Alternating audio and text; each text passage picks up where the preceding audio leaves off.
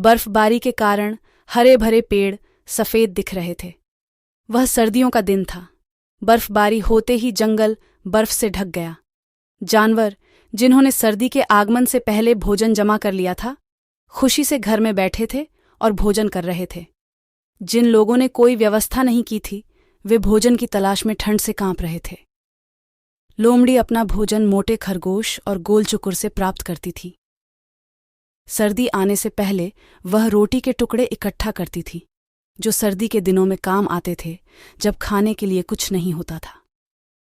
एक दिन मोटा खरगोश अपनी दादी के घर गया हुआ था और चाकुर घर पर नहीं था।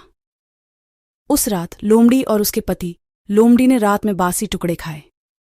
सुबह सुबह लोमड़ी ने भोजन की तलाश में जंगल का चक्कर लगाया, लेकिन कोई भोजन उपलब्ध नहीं था। जब वह असफल होकर लौटी तो उसका भूखा पति उत्सुकता से उसका इंतजार कर रहा था। अगर तुम्हें कुछ मिला तो क्या तुम खाली हाथ लौट आए हो? उसने बड़ी अधीरता से पूछा। लोमड़ी ने उसके पति की ओर घूर कर देखा, फिर बोली, इतनी कड़ाके की ठंड में क्या मिलेगा? तो क्या तुम भी पाओगे बासी रोटी के टुकड़े दोबारा खाने पड़ेंगे? लोमड़ी ने गुस्से में कहा, और भूरी आंखों वाली लोमड़ी अपने आलसी पति पर गुस्सा होकर बोली, काम का दुश्मन, अनाज का दुश्मन, कभी कभी खाना खुद ढूंढो।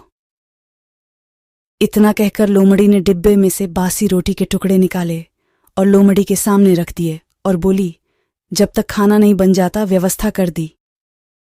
इन टुकड़ों पर हमें गुजारा करना होगा। इतना कहकर वह रोटी के टुकड़े खाने लगी। लोमड़ी ने उन टुकड़ों को देखा और कहा, रात को बासी टुकड़े खाने से मेरे दांत दुखने लगे हैं। आज मुझे सच में मांस खाने का मन है। मुझे आशा है कि मेरी इच्छा अवश्य पूरी होगी। लोमड़ी ने कहा, तुम चाहती हो कि सब कुछ तुम्हें बैठे बिठाए दे दिया जाए। मैं भाग्यशाली हूं कि मुझे तुम्हारे जैसा आलसी और कामचोर पति मिला है, जिसे अपना पेट भरना पड़ता है। बस्सी टुकड़ों को चबाने लगी। भूखे लोमड़ी ने कुछ देर तक सामने रखे रोटी के टुकड़ों की ओर देखा भी नहीं, लेकिन जब उसे भूख लगी तो उसने एक टुकड़ा उठाया और चबाने लगा। जब वह टुकड़ा चबा रहा था तो आसमान में फड़फड़ाने की आवाज सुनाई दी। तभी 4 बत्तखें जमीन पर आ गिरीं। उन्होंने लोमड़ी और लोमड़ी को रोटी चबाते हुए देखा, इसलिए वे उनके पास आए, यह सोचकर कि वे खाने के लिए रोटी में से कुछ फेंक देंगे। लेकिन लोमड़ी ने रोटी का एक बड़ा टुकड़ा बत्तखों की ओर फेंक दिया।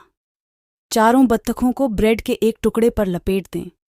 उनमें से स्वस्थ बत्तख को रोटी का टुकड़ा मिला और उसने तुरंत उसे खा लिया। जब लोमड़ी ने दूसरा टुकड़ा फेंका तो उसी बत्तख ने उसे खा लिया। तीसरा टुकड़ा बीच में गिर गया और चारों बत्तखें तेजी से उस पर झपटीं, लेकिन यह टुकड़ा भी तीसरी बत्तख ने छीन लिया। यह देखकर लोमड़ी लोमड़ी पर चिल्लाई, क्या तुम पागल नहीं हो जो रोटी के टुकड़ों को इस तरह बर्बाद कर रही हो? लोमड़ी ने कहा, इन सूखे टुकड़ों को खाने से मेरे पेट में दर्द हो रहा है, इसीलिए मैं इन्हें खिला रही हूं बत्तखें। यह कहते हुए उसने चौथा और 5वां टुकड़ा भी बत्तखों की ओर फेंक दिया। बत्तख ने भी ये टुकड़े खा लिए। जब उसके साथी बत्तखों ने विरोध किया तो उसने उनकी खूब पिटाई की। बत्तख की ये हरकतें देखकर लोमड़ी बोली, ये बत्तख कितनी लालची है, ये अपने साथी बत्तखों का हिस्सा भी खा रही है। लोमड़ी ने कोई उत्तर नहीं दिया। अब वह केवल इस लालची बत्तख को ही रोटी के टुकड़े फेंकने लगा। बाकी बत्तखों के हिस्से को खाने के बाद तीसरी बत्तख का पेट फूल गया। उसने इतनी खा ली कि अब उसके लिए इधर उधर भागना भी मुश्किल हो गया। बंद करो, तुमने सारे टुकड़े उस लालची बत्तख को खिला दिए हैं। लोमड़ी ने चिल्लाकर लोमड़ी से कहा, लेकिन उसने लोमड़ी की बातों पर ध्यान नहीं दिया। यह देखकर लोमड़ी बहुत परेशान हुई और बड़बड़ाती हुई अपनी झोपड़ी के अंदर चली गई। लोमड़ी भी जानबूझकर उसके पास टुकड़े गिरा रही थी। जैसे ही मैलाड बत्तख थोड़ा करीब आई, उसने छलांग लगाकर बत्तख को पकड़ लिया। उसने भागने की कोशिश की, लेकिन उसे दूर हो गया। यह देखकर बाकी बत्तखें तुरंत उड़ गईं। लोमड़ी ने खनूशी से लालची बत्तख को अपने मुंह में भर लिया और झोपड़ी में घुस गई।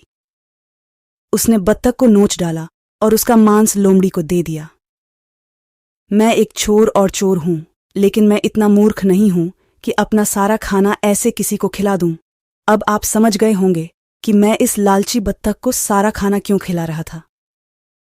आओ और इस ठंड के मौसम में गर्म बत्तख का मांस कामजा उड़ाओ। कुछ समय पहले जो लोमड़ी को लेकर बहुत असमंजस में थी, अब उसे लोमड़ी दुनिया का सबसे बुद्धिमान जानवर दिखाई देने लगी।